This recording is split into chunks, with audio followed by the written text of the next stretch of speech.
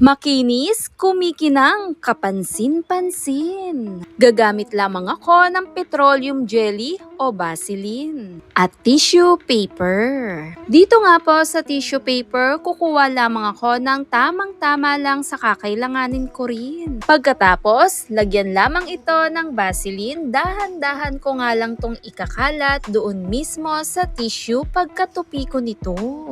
Kakaiba rin talaga ang dala ng Vaseline, lalo na magbibigay kinang at lalo sa mga kailangan nating magbigay clean. Maganda ito gamit-gamitin, mag-aalis sa hindi nating gusto gaya ng maalikabok o yung stain na naiiwan. Binabalik sa kinang, gaya na rin dito sa salamin na aking gagamitin. Madalas ang salamin naglalabo ang itsura nito, pero dito nga sa ating gagawin, kumikinang, kapansin-pansin. Dahil tumutulong siyang mag-alis gaya sa mga nakadikit o stain na naiiwan nito. Dahan-dahan ko nga lamang tong nililinis gamit ang tissue kasama na rin ng Vaseline. Dito nga sa Vaseline o petroleum gelling aking ginamit, tumutulong magbigay polish o cleaner lalo na sa mga gaya ng glass o kahit stainless pa.